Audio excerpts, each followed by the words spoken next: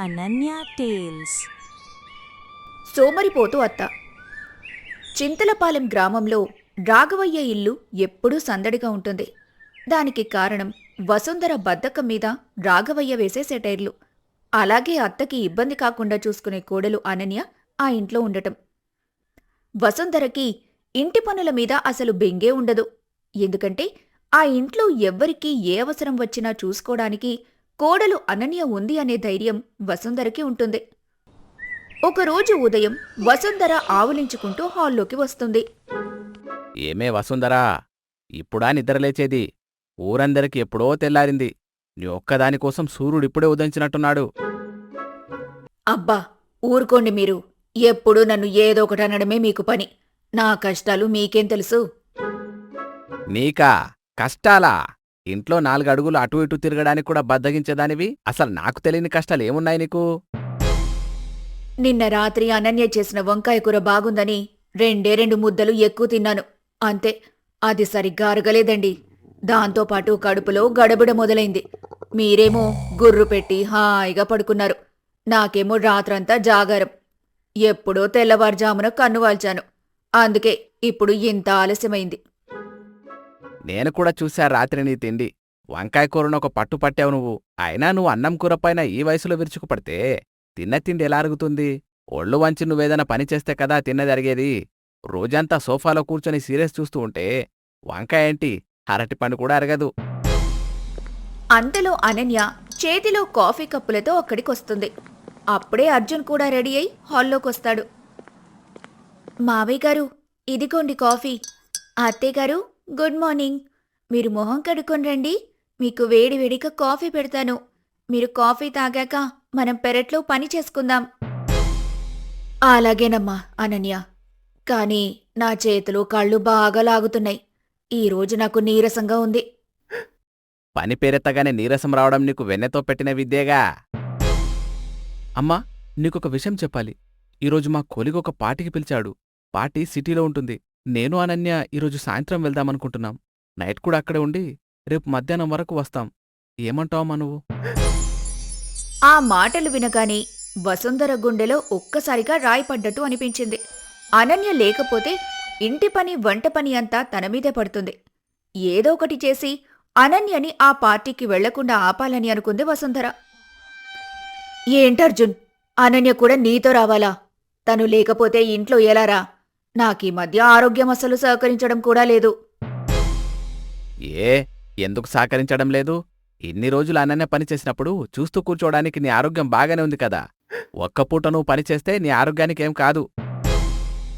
బాబు అర్జున్, ఈరోజు సాయంత్రం ఎందుకో నాకు వేడివేడి బజ్జీలు తినాలనుంది. అనన్య ఉంటే చేసి పెడుతుంది కదా. పర్వాలేదమ్మా, సాయంత్రం అన్నయ్య నీకు బజ్జీలు చేసి పెడుతుంది. ఆ తర్వాత మేం బయలుదేరుతాం. అనన్యని పార్టీకి వెళ్లనీయకుండా ఆపడానికి ఏదో ఒకటి చెయ్యాలన్న తొందరలో వసుంధర ఇలా అంటుంది. అది కాదురా, రాత్రికి నాకు గుత్తొంకాయ కూర తినాలనుంది. నీక్కూడా తెలుసు కదా, అనన్య గుత్తొంకాయ కూర రుచిగా చేస్తుందని. ఏమే వసుంధరా, ఇప్పుడే కదా వంకాయ కూర అరగలేదు, కడుపులో గడబిడతో నిన్న రాత్రంతా జాగారం చేశానన్నావు. మళ్ళీ ఇప్పుడే గుత్తొంకాయ కావాలంటావేంటి? అది వంకాయ, ఇది గుత్తొంకాయ. రెండింటికి చాలా తేడా ఉంది కదండి. పర్లేదు మావయ్య గారు, అత్తయ్యగారు అడిగారు కదా, నేనా కూర కూడా వండిపెట్టి వెళ్తాను. అనన్య అలా అనేసరికి వసుంధర కంగు తింటుంది. ఇక చివరి ప్రయత్నంగా, కాని అనన్య, రాత్రిపూట బయట తిరగటం ఎందుకులేమ్మా? బయట చలికాలికి నీకు జలుబు చేస్తుంది. నువ్వు బాగుంటేనే కదమ్మా ఈ ఇల్లు బాగుండేది. అబ్బో, నీకు కోడలి మీద బాగానే ప్రేమ ఉందే. జలుబు తనకొస్తుందని నువ్వింతలా బాధపడతావా? భలేదానివే. మా అత్తయ్యగారికి నా మీద ఎప్పుడూ ప్రేమే మావయ్య గారు. అత్తయ్యగారు, మీరు కంగారు పడకండి. నేనన్నీ సిద్ధం చేసే వెళ్తాను. అబ్బా, ఇక నా వల్ల కాదు. నేనొక్కదాన్నే ఉదయం లేచి పనులన్నీ చేసుకోలేను. అనన్య లేకపోతే నాకు టీ ఇచ్చేవాళ్లుండరు. టిఫిన్ చేయడము, ఇంట్లో పనులు చేయడము నా వల్ల కాదు. వసుంధర మాటలకు అందరూ ఒక్కసారిగా నవ్వేశారు. ఆమె సోమరితనం చివరికి ఇలా బయటపడింది. సరే అత్తయ్యగారు, మీరు ఇబ్బంది పడటం నాకు ఇష్టం లేదు. ఏమండి, మీరు వెళ్ళిరండి. నేను అత్తయ్య గారికి తోడుగా ఇంట్లోనే ఉంటాను. సరే అనన్య, నీ ఇష్టం. మరుసటి రోజు ఉదయం వాతావరణం చాలా చల్లగా ఉంది. అనన్య రోజులాగే తెల్లవారుజామునే లేచి పనులు చేయటం మొదలుపెట్టింది.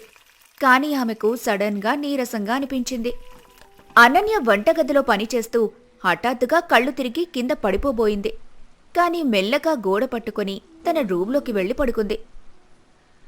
రాఘవయ్య లేచి చూసేసరికి ఇల్లు నిశ్శబ్దంగా ఉంది. అనన్య ఇంకా బయటకు రాలేదని తెలిసి కంగారుగా ఆమె గదిలోకి వెళ్ళాడు. అనన్య, ఏమైందమ్మా? ఇంకా నిద్రలేవలేదు? అనన్య దుప్పటి కప్పుకొని వణుకుతూ ఉంది. రాఘవయ్యకి అనన్య పరిస్థితి అర్థమైంది. అమ్మో, ఏంటమ్మా ఇంతలా వణికిపోతున్నావు? ఇది చలి జ్వరమై ఉంటుంది.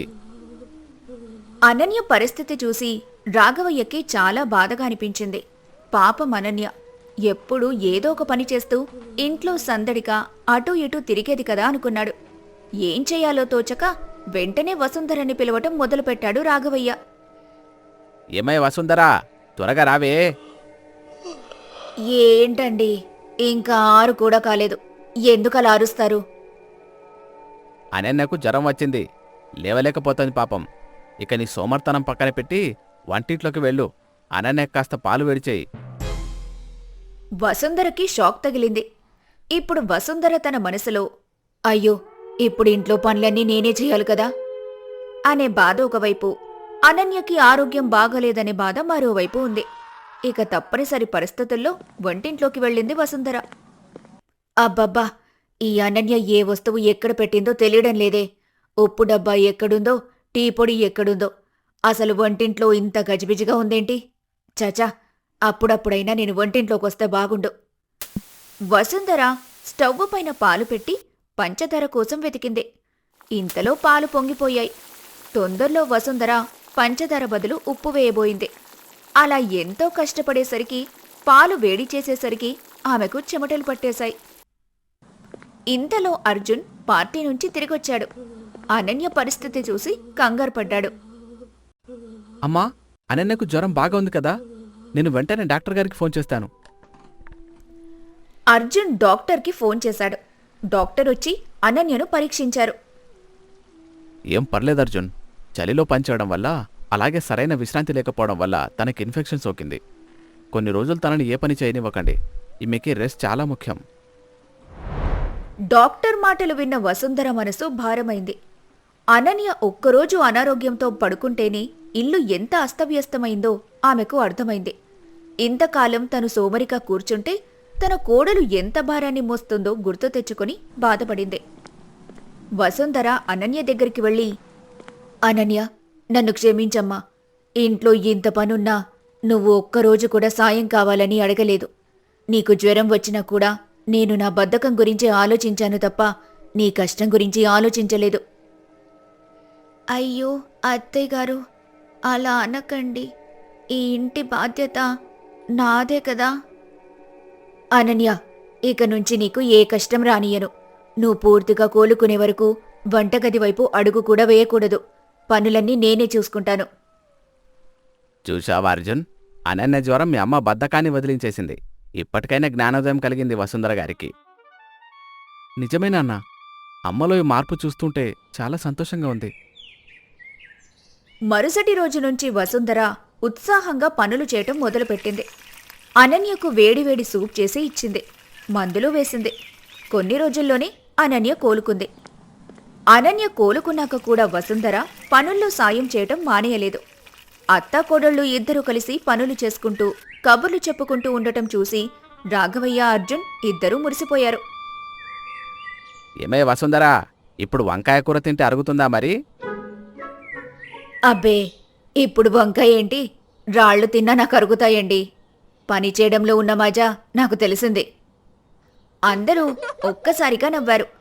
ఆ ఇంట్లో వసుంధర సోమరితనం పోయి ఆత్మీయత అనే వెచ్చదనం వెల్లివిరిసింది. అత్తలో అమ్మని చూసే గుణమున్న కోడలు, కోడల్లో కూతుర్ని చూసే గుణమున్న అత్త ఉన్న ఏ ఇల్లైనా ఆనందాలకు నిలవవుతుంది. ఒకరినొకరు అర్థం చేసుకునే అత్త కోడళ్లకి ఈ కథ అంకితం.